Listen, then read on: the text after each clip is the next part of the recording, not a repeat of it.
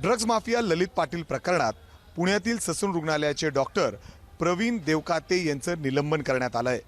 मात्र या प्रकरणात आपल्याला बळीचा बकरा बनवला जातोय असं म्हणणं डॉक्टर प्रवीण देवकाते यांचं आहे। सध्या डॉक्टर प्रवीण देवकाते हे आपल्या सोबत आहेत। सर, तुमचं निलंबन करण्यात आलेलं आहे आणि जे ठपके तुमच्यावर ठेवण्यात आलेले आहेत ते म्हणजे ड्रग माफिया ललित पाटीलचा ससून रुग्णालयातील मुक्काम वाढावा यासाठी तुमच्याकडून प्रयत्न होत होते। तुमची पहिली प्रतिक्रिया काय असणार आहे?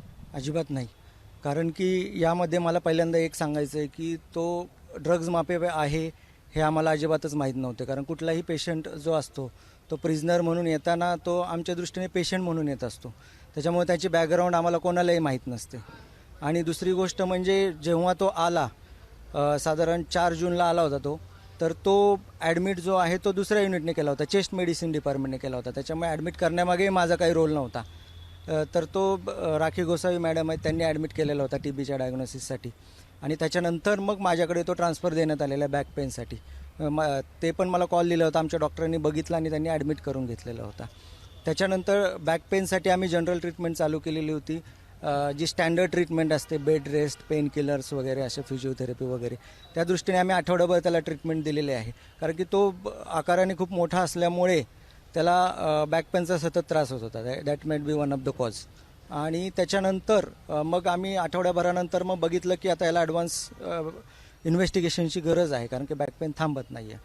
तर त्याच्यामुळे आम्ही MRIचं लेटर म्हणजे अप्रुव्हलसाठी जेल सुपरिटेंडंटला देतो, कारण की आम्ही वेळोवेळी आम्हाला हे सगळ्या प्रोसिजर्स करायला लागतात। आणि त्याच्यानंतर मग साधारण 19 जूनला ते हर्निया आणि ॲबडोमिनल पेनसाठी जे आधीचे त्याचे ट्रीटिंग डॉक्टर्स होते आधीच्या मुक्कामाच्या वेळेस, हरीश उमरजकर, जे SS ठाकूर सरांच्या युनिटमध्ये आहेत, त्यांना आम्ही कॉल लिहिलेला होता।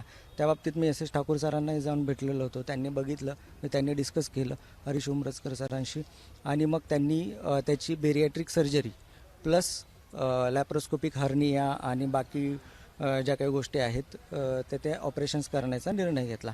त्या दृष्टीने त्यांनी जे जे तपासण्या आहेत ह्या तपासण्या करून घे असं मला सांगितलं। मी त्याप्रमाणे त्या तपासण्या करून घेतलेल्या आहेत, प्रायमरी जेवढ्या आहेत तेवढ्या। त्याच्यानंतर परत मी त्यांना वेळोवेळी भेटलो, तपासण्या झाल्यानंतर परतही मी त्यांना सांगितलं की सर या तपासण्या झाल्या तर आता काय करायचं आहे। तर त्यांनी अजून पुढे काही तपासण्या लागल्या जे बेरियाट्रिक सर्जरीच्या दृष्टीने आहेत, असं मी त्यांना वेळोवेळी भेटलं सर आता, कारण की माझी मेजर इन्व्हॉल्वमेंट नव्हती, कारण बॅक पेन आहे, back pain is not major issue, major issue आहे लॅप्रोस्कोपिक सर्जरी तुमची, तर तुमच्याकडे ट्रान्सफर घ्या असं मी त्यांना वेळोवेळी त्यांच्या ऑफिसमध्ये जाऊन कुणाला सांगितलं होतं हे?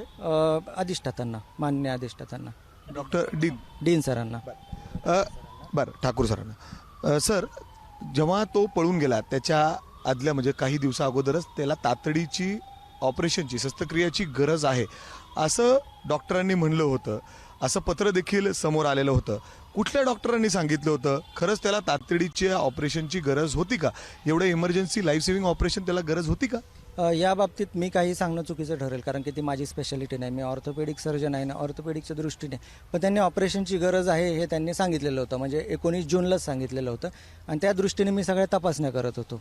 आणि त्या तपासण्या करत असताना मग साधारण 1-1.5 महिन्यानंतर उलटून गेला। त्यांनी सांगितलेलं वेळोवेळी मी तपासण्या केल्यात, वेळोवेळी त्यांना जाऊन भेटलेलो आहे आणि त्यांना ही रिक्वेस्ट केली की माझा रोल नाही आहे त्याच्यामध्ये मेजर, तुमच्याकडे घ्या ट्रान्सफर म्हणून। आणि असं करत मग मी 11/8ला म्हणजे 2 महिन्यानंतर साधारण प्रॉपर पेपरवरती ट्रान्सफर कॉल लिहिलेला आहे की तुमच्याकडे आता। तुम्हाला कल्पना होती की याच्यात काहीतरी गडबड होतीये, अर्थात त्याला एवढ्या सगळ्या उपचाराची गरज नसताना देखील त्याचा मुक्काम इथं ससूनमध्ये वाढवला जातोय? त्या बाबतीत कसं आहे की आता उपचाराची गरज, कारण की ऑपरेशनची गरज आहे त्यांनी सांगितलेलंच होतं, पण माझ्याकडून बॅक पेनच्या ट्रीटमेंटनुसार एवढी फारशी गरज नव्हती। मेजर दोघींचं बॅलन्स मला हे सांगा, डॉक्टर म्हणून तुम्हाला माहितीच असेल की त्याला तातडीच्या ऑपरेशनची गरज होती का? खरं तर ऑपरेशनची सल्ला देण्यात आला की तातडीची गरज आहे, त्याच्यानंतर तो ससूनमधून पळाला, एवढे दिवस तो फिरला, त्याला कुठल्याही डॉक्टरची गरज पडली नाही, मग हे सगळं कसं शक्य आहे? कारण की ज्यावेळेस तो पळाला किंवा ज्यावेळेस हे झाला त्यावेळेस तो माझ्या अंडर नव्हता। माझ्या अंडरवरून मग नंतर 1 सप्टेंबरला त्यांनी ट्रान्सफर घेतला। शेवटी मी कंटिन्युअसली इन्सिस्ट केलं त्यांना, आणि 2-3 कॉल केले अधिष्ठातांनाच, कारण की सगळे त्यांना विचारूनच करत होते. डॉक्टर हरीश कारण की ते हेड ऑफ द युनिट होते, हरीश उमरजकर सर होते. हे दोघंही ते मिळून एकत्रित ते तपासण्या वगैरे डिस्कस करून सांगायचे मला. त्याप्रमाणे ट्रीटमेंट जी आहे ते त्यांच्या सल्ल्यानेच चाललेली होती. आणि नंतर मग त्यांच्याकडे गेल्यानंतर 1 महिना साधारण उलटला होता. तर 1 महिन्यानंतर मग तो ते गुन्हा करताना सापडले गेलेला आहे. तर याच्यामध्ये मला हेच म्हणायचं आहे की त्यांच्या अंडर जेव्हा असताना तो गुन्हा करताना सापडलेला आहे, शिवाय त्यांच्या युनिटच्या अंडर असताना तो पळून गेलेला आहे. त्यात माझा रोल काय? आला तेव्हा ॲडमिट मी नाही केलेलं आहे आणि ऑपरेशनचा प्लॅन त्यांनी ठरवलेला आहे, त्यांनी सांगितल्याप्रमाणे तपासण्या केलेल्या आहेत. ते ह्याच्यामध्ये मी मुक्काम वाढवला ह्याचा रोलच नाही आहे. मला हेच सांगायचं की ह्या सगळ्यांमध्ये माझा कुठलाही रोल नसताना मला निलंबित का केलं आहे?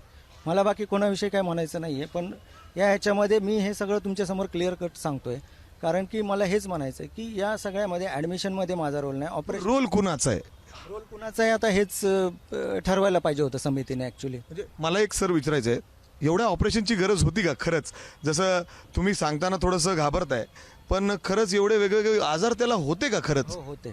तपासणींमध्ये होते, सगळे आजार होते. त्याच्यामुळेच तर त्यांनी ऑपरेशन, आणि ते कसं आहे की ऑपरेशन जे होतं ते लाईफ सेव्हिंग ऑपरेशनची गरज होती?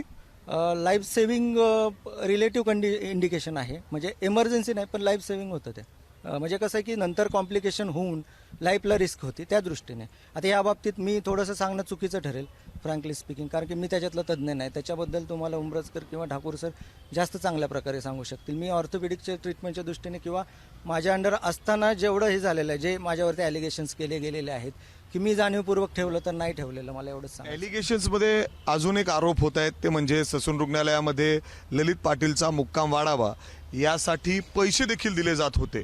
किती पैसे दिले जात होते आणि कोण घेत होते हे पैसे? खरं या बाबतीत म्हणजे मला काहीच कल्पना नाही आहे फ्रँकली स्पीकिंग. मी कसं आहे, डॉक्टर असल्यामुळे आम्ही त्यांचा क्लिनिकल ट्रीटमेंटचं ज्या गोष्टी आहेत त्याच्यावरती फोकस असतो की त्याला कुठल्याही पेशंटला प्रॉपर ट्रीटमेंट मिळायला पाहिजे, जो प्रिझनर असो किंवा काय असो. तर मला याच्यामध्ये हेच सांगायचं की जे त्याला तपासण्या हव्या होत्या त्या आम्ही म्हणजे सर्जरी डिपार्टमेंटने करण्यापेक्षा आमच्याकडून करून घेण्यात आलेल्या आहेत. आम्ही पेशंटला निग्लेक्ट नाही म्हणजे तुमची जबाबदारी नव्हती ती देखील तुमच्यावर टाकली? मी पार पाडलेले. एखाद्या पेशंटला ट्रीटमेंट करण्यामध्ये मी कुठंच कमी नाही केलेली. उलटं झालं इथं की ट्रीटमेंट केली, वेळोवेळी तपासण्या केल्या म्हणून डॉक्टरवरती ॲलिगेशन्स होत आहेत. असं ॲलिगेशन्स तुम्ही ट्रीटमेंट दिल्याबद्दलचे नाहीच आहेत, त्याचा मुक्काम जाणून बुजून वाढवण्यासाठी जसं जो पत्र दिलं गेलं की तातडीने ऑपरेशनची गरज आहे, त्याच दिवशी तो पळून जातो. 10-15 दिवस 20 दिवस तो पोलिसांना भेटत नाही, तो पळत राहतो. एवढ्या दिवसात त्याला कुठल्याही उपचाराची गरज होत नाही. मग तातडीचा ऑपरेशनचा जो सल्ला देण्यात आलेला होता डॉक्टरांकडून तो का देण्यात आला?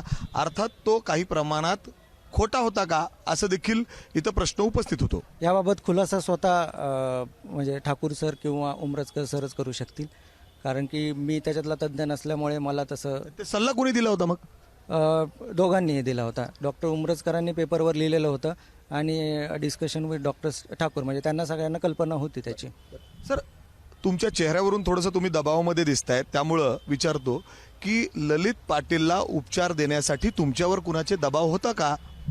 उपचार देण्यासाठी म्हणजे तपासण्या वगैरे करून घेणे किंवा काय, कारण की शेवटी डीन हे सुप्रीम अथॉरिटी आहेत.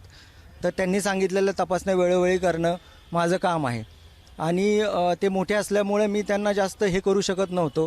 त्याच्यामुळे मी फक्त एक हंबलपणे जाऊन त्यांना त्यांच्या ऑफिसमध्ये जाऊन भेटायचो, सर ह्या तपासण्या झाल्यात, आता घ्या ट्रान्सफर, कारण की मेजर इन्व्हॉल्वमेंट ऑर्थोपेडिकची नाही आहे, कारण backache is not an major issue. Major issue is surgery. तर थोडक्यात हे प्रयत्नच आहेत ना त्याचं मुक्काम वाढवण्यासाठी. त्याला हार्निया आहे, त्याला बॅक पेन आहे, त्याला अजून TB सारखा आजार आहे. हां, या बाबतीत तुम्ही जे ट्रीटिंग म्हणजे ज्यांनी प्लॅन केलेला आहे किंवा ज्यांनी ऑपरेशन केलेलं आहे तर त्यांच्याकडूनच तुम्ही खुलासा करून घेऊ शकता. सर, जे पैशाचे आरोप होते त्याचं काय? मग कुणी घेतले पैसे?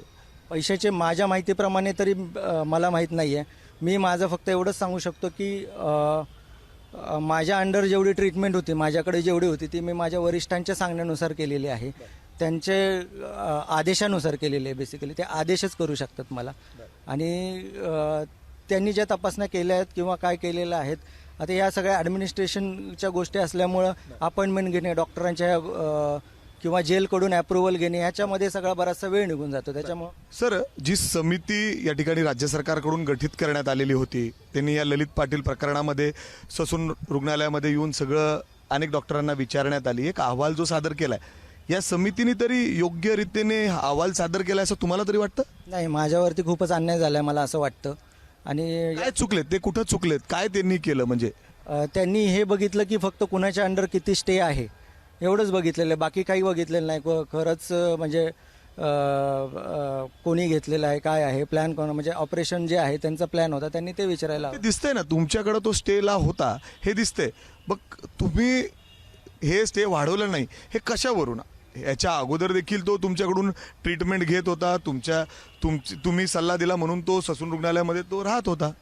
या अगोदर देखील जेव्हा कधी माझ्याकडे ट्रीटमेंट घेतलेली तेव्हा फक्त 10 दिवस 7 दिवस अशी ट्रीटमेंट घेतलेली त्यांनी, 2 वेळा घेतलेली होती जेव्हा कधी 2020ला. आणि त्याच्यामुळे आत्ताही ट्रीटमेंट 12 दिवसानंतर 12 दिवस झाले होते, 7 ला घेऊन 19ला. मग तसं मग माझा मेजर रोल नव्हता, म्हणजे मी तेव्हा डिस्चार्जही करू शकलो असतो. पण त्यांनी ऑपरेशन सांगितलं आणि एखादा हेड ऑफ द इन्स्टिट्यूट सांगतोय, तर माझं काम आहे की ते तपासण्या करून घेणं किंवा काय, त्याच्यासाठी मी निग्लिजन्स मी नाही करू शकत. सर कुणाचं यामध्ये म्हणजे रोल कुणाचा आहे मग?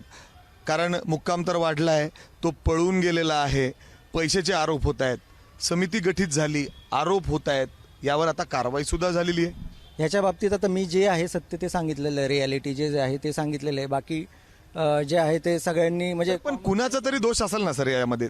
सर थोडंसं तुम्ही खुलून बोला, कारण तुम्ही आता समोर आलाय.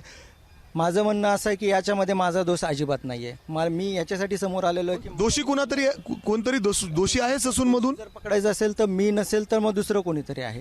ह्याच्यामध्ये मला हेच सांगायचं आहे की कोण दोषी आहे? कारण डॉक्टर म्हणून तुम्हीच सांगू शकता. सांगू शकत, समिती त्याच्यासाठी आहे किंवा बाकीचे ऑफिशियल्स आहेत त्याच्यासाठी आहेत. मला फक्त हे की माझ्यावरती जे आरोप केलेले आहेत हे चुकीचे आहेत हे सांगण्यासाठी मी आलेलो आहे. कारण की माझ्यावर आरोप आलेले आहेत तर मी हे सहन नाही करू शकत, किंवा मला कुणी मागे प्रोटेक्शन किंवा हे नाही आहे. मला जे आहे ते मला स्वतःहून मांडायचं, क्लिअर मांडायचे. माझ्या मनात काही नाही आहे म्हणून मी समोर आलेलो आहे सगळ्यांच्या, हे मला सांगायचं. सर इतर रुग्ण सुद्धा ससूनमध्ये उपचार घेत होते त्या काळामध्ये, 9-10 असे मोठे मोठे जे रुग्ण आहेत त्यांच्या बाबतीत देखील असंच होतं का? म्हणजे पैसे देऊन त्यांचं स्टे वाढवण्यात येतं? कारण ज्या पद्धतीने ललित पाटील समोर आला त्यानंतर सगळे तातडीने परत येरवडा जेलमध्ये रवाना झाले. त्या बाबतीत मी तर नाही म्हणून सांगेल, कारण की जे महत्त्वाचे असतात ते डॉक्टर, शक्यतो कुठलाही डॉक्टर जो आहे म्हणजे तो पेशंटच्या ट्रीटमेंट करण्याच्या हिशोबानेच करतो. बऱ्याचदा काय असतं की ॲडमिनिस्ट्रेशनच्या गोष्टींमध्ये, ॲप्रुव्हलच्या गोष्टींमध्ये डिले केला जातो किंवा ॲप्रुव्हल येतच नाही आम्हाला बऱ्याच वेळा, असं होऊ शकतं. तर त्याच्या बाबतीत मी तर माझ्याकडून नाही असंच सांगेल, कारण माझ्या तरी निदर्शनास कुठली गोष्ट नाही आलेली म्हणून. मग मीच विचारेल, समितीने जो पूर्ण अहवाल सादर केलाय त्याच्यामध्ये काय चुकलेत, काय कमी राहिलेत तुम्हाला असं वाटतं का? कारण तुम्हाला देखील समितीने काही विचारलं असेल, उत्तरं विचारली असतील, तुम्हालाच कसं दोषी मग धरलंय? 3-4 डॉक्टर त्याला समिती आली होती ना, त्यावेळेस असं आलेलं होतं की तुम्हाला फक्त त्यांनी समितीने एकदम लिमिटेडच विचारलं, तुम्ही तुमच्या अंडर असताना काय ट्रीटमेंट झाली एवढंच सांगा. आता याच्यामध्ये असं सांगण्यात आलं होतं की तुम्हाला फक्त तुमचं हे केलं जाईल, बाकी काही तुमचा रोल नाही, कारण की तुमच्या अंडर असताना गुन्हा नाही दाखल झाला किंवा बाकीच्या गोष्टी. त्याप्रमाणे मी फक्त ऑर्थोपेडिशियनचा रोल सांगितलेला आहे माझ्यामध्ये. ते म्हणाले की तुम्ही सर्जरीचं काय केलं ते नका सांगू, असं ते त्यांनी सांगितलेलं होतं. मग त्या ह्याच्यामध्ये असं ऑब्व्हियसली कोणालाही दिसेलच की बाबा ह्यांच्या अंडर स्टे म्हणून ह्यांनीच केलं, तर ते तसं नाही आहे हे सांगण्यासाठीच मी आता आलेलो आहे की मेन ट्रीटमेंट जी होती ती सर्जरीची होती, प्लॅन सर्जरीचा होता. इन्व्हेस्टिगेशनसाठी वेळ लागला, सर्जरीमुळे लागलेला आहे. आणि नंतर सर्जरी डिपार्टमेंटला असताना 1 महिना झाल्यानंतर मग तो गुन्हा करताना सापडलेला आहे. ह्याच्यात माझा कुठे इन्व्हॉल्वमेंट आहे आणि ह्याच्यामध्ये माझा काय दोष आहे? आम्ही त्याचं बॅकग्राऊंड मला अजूनपर्यंत माहीत नव्हतं. जेव्हा गेला तेव्हाच मला शॉकिंगली कळालं की हे असं होतं किंवा काय नाही. कारण की आम्ही फ्रँकली स्पीकिंग कुणाचं बॅकग्राऊंड नाही चेक करत, कुठल्या गुन्ह्याने किंवा काय, कारण की शेवटी पेशंट हा पेशंट असतो. सर आता डॉक्टर म्हणजे डीनचं देखील त्या ठिकाणी त्यांच्यावर सुद्धा कारवाई होतीये, तुमचं निलंबन झालंय. मग आता काय मागणी काय करता तुम्ही यातून? कारण तुम्ही एवढे दिवस कुठल्याही माध्यमांच्या समोर आला नाही, मग का तुम्ही आला नाही? तुम्हाला स्वतः माहिती होतं की हा ड्रग्ज माफिया आहे, अर्थात ललित पाटीलवर हा येरवडा कारागृहातून एक आरोपी आहे, त्याच्यावर तुम्ही उपचार करताय, अशा पद्धतीने त्याचा मुक्काम वाढवला तर हा सुद्धा एक अर्थाने गुन्हा होऊ शकतो. हे सगळं तुम्हाला कल्पना होती आणि तुम्ही आत्तापर्यंत कधीच समोर आला नाही. आत्ता जेव्हा ही समिती तुम्हाला सांगते, तुमच्यावर कारवाई होते, त्यानंतर तुम्ही समोर येत आहे. कारण की ह्याच्यामध्ये मला पक्की खात्री होती की ह्याच्यामध्ये माझी काहीच इन्व्हॉल्वमेंट नाही आहे. त्याच्यामुळे जे आहे ते ॲलिगेशन्स जे होते डीनवरती होते आणि मेन रोल त्यांचाच होता, कारण की ऑपरेशन करण्याचा निर्णय त्यांनीच घेतलेला होता आणि ॲलिगेशन्स त्यांच्यावरतीच होते आणि त्यांच्या अंडर असताना पळून गेलं होतं. त्याच्यामुळे ऑब्व्हियसली त्यांनी उत्तर देणं योग्य होतं ते. आणि हेड ऑफ द इन्स्टिट्यूट म्हणून त्यांनी, कारण की कसं आहे की आम्हाला कोणाला ॲज वरून इन्स्ट्रक्शन्स होत्या की तुम्ही कोणीही बोलायचं नाही, कारण as a head of the institution त्यांनी बोलणं योग्य राहील. त्या डीनचा पूर्णपणे दबाव होता या सगळ्या तुमच्यावर सगळ्यांवर. असं कारण की कसं आहे की आम्हाला कोणाला विचारणाही नाही झालेली किंवा काही झालेली नव्हती. बोलण्याचाही अधिकार नव्हता तुम्हाला. अधिकार बोलण्याचा तर नव्हता, कारण की याच्यामध्ये कसं होतं की ती समिती येईल, निपक्षपणे चौकशी करेल. तर निपक्षपणे चौकशी करून मग त्याचा रिपोर्ट आहे तो केला जाईल. त्याच्यामुळे मी माझ्या बाबतीत कॉन्फिडंट होतो की बाबा आपण काय केलेलंच नाही. पोलिसांनी बोलवलं का तुम्हाला तपासासाठी? आतापर्यंत कुठला कुठला उपचार ललित पाटीलला दिलेला आहे? खरंच दिलंय का? त्याला गरज होती का? आता ते बोलवतील, म्हणजे मला जे आहे ते मी जे आहे ते क्लिअर कट सांगणार आहे. जे आता बोलतोय तेच मी त्यांनाही सांगणार आहे. त्याच्यामुळे काय नाही. मग आता शेवटला विचारतो एकदा सर तुम्हाला, यामध्ये ससून रुग्णालयाकडून पैसे घेतले जात होते, अशा रुग्णांना तिथं मुक्काम वाढावा यासाठी असे आरोप होत आहेत. खरं तर तुम्हाला त्याच्यामध्ये निलंबन करण्यात आलंय आणि तुम्ही म्हणताय की मला बळीचा बकरा बनवला जातंय. 100%. मग खरं हे सगळं कोण करत होतं? अशा पद्धतीने एवढा मोठा ड्रग माफिया तिथं राहतो, ससून रुग्णालयातून तो ड्रग रॅकेट चालवतो, हे सगळं काही माहिती असताना देखील त्याचा मुक्काम तिथं वाढवला जातो. पहिली गोष्ट म्हणजे तो ड्रग माफिया आहे हे आम्हाला कोणालाच माहीत नव्हतं. हे आरोपी आहे हे तर माहिती होतं का येरवड्यामधून? हां, प्रिझनर आहे एवढं. खूप नेहमी भरपूर पेशंट येतात जातात राहतात, मग त्याप्रमाणेच तो नॉर्मल प्रिझनर आहे. त्याची बॅकग्राऊंड आम्ही कधीच चेक करत नाही. ही रिॲलिटी आहे. त्याच्यामुळे त्याच्यावरती जाणीवपूर्वक मुक्काम वाढवला का हे ॲलिगेशन्स पूर्णपणे, माझ्यावरचे जे ॲलिगेशन्स आहेत ते पूर्णपणे चुकीचे आहेत. कारण की त्याच्यासाठी ऑपरेशन करण्याचा निर्णय जो आहे तो ठाकूर सरांनी घेतला आणि उमरजकर सरांनी घेतला आणि त्याप्रमाणे मी माझ्या तपासण्या करत होतो. फक्त हे जे वर दिसतं की माझ्या अंडर पोलिसांनी आता कुणाला तपासासाठी आणखीन बोलवायला हवं, जेणेकरून हे सगळं जे सत्य आहे ते समोर येईल? आता या बाबतीत मी काहीच सांगू शकत नाही, कारण की तुम्ही जे आतापर्यंत सांगताय, पोलिसांनी तुमच्यासोबत आणखीन कुणाला बोलवायला पाहिजे तपासासाठी? आता तुम्ही सांगितलं की तुम्हाला बोलवतीलच, आणखीन कुणाला बोलवायला हवं? तुम्ही तर नावं घेतालच जाऊन तिथं. आता जे आहे ते जे ट्रीटिंग डॉक्टर्स आहेत त्यांना सगळ्यांना म्हणजे डीनला हां, म्हणजे जे ट्रीटिंग आहेत बाबा त्यांच्याकडून खुलासा घ्यायला. हे मी सांगणं मी सल्ला नाही देऊ शकत आहे. मी फक्त माझ्यावरचे जे ॲलिगेशन्स आहेत किंवा जे सत्य आहे तेवढं मी सांगू शकतो. मी बाकी काहीच हे करू म्हणजे कोणी आला तरी माझे ही रिॲलिटी अशीच राहणार आहे, बाकी काही नाही. आणि ते पेपरवर आहे. राज्य सरकारने जी समिती गठीत केलेली होती ससून रुग्णालयाच्या या सगळ्या संपूर्ण ललित पाटील प्रकरणाच्या तपासासाठी, त्यामध्ये डॉक्टर प्रवीण देवकाते यांचं निलंबन करण्यात आलेलं आहे. आज ते स्वतः ABP माझाच्या समोर आलेले आहेत, माध्यमाच्या समोर आलेले आहेत आणि त्यांनी या संपूर्ण घटनेतील काही महत्त्वाची पैलू या ठिकाणी उघडून ठेवलेले आहेत आणि पोलिसांना देखील ते जाऊन या सगळ्या संदर्भात ते सांगतील. ललित पाटीलला जो काही शस्त्रक्रियेसाठी सांगण्यात आलेलं होतं, जे पत्र देण्यात आलेलं होतं ते डीनकडून देण्यात आलेलं होतं, हो, डॉक्टर ठाकूर सरांकडून देण्यात आलेलं होतं. अर्थात त्यांचं यामध्ये काय इन्व्हॉल्वमेंट आहे, या समितीने त्यांना का नाही निलंबन केलं, इतर असे अनेक प्रश्न या निमित्ताने उपस्थित होतात. मात्र ललित पाटील प्रकरणामध्ये दररोज नवीन नवीन पैलू समोर येताना दिसत आहेत. कॅमेरामॅन राजेश बिडकरसह मी मिकी घई, ABP माझा, पुणे. ABP माझा, उघडा डोळे बघा नीट.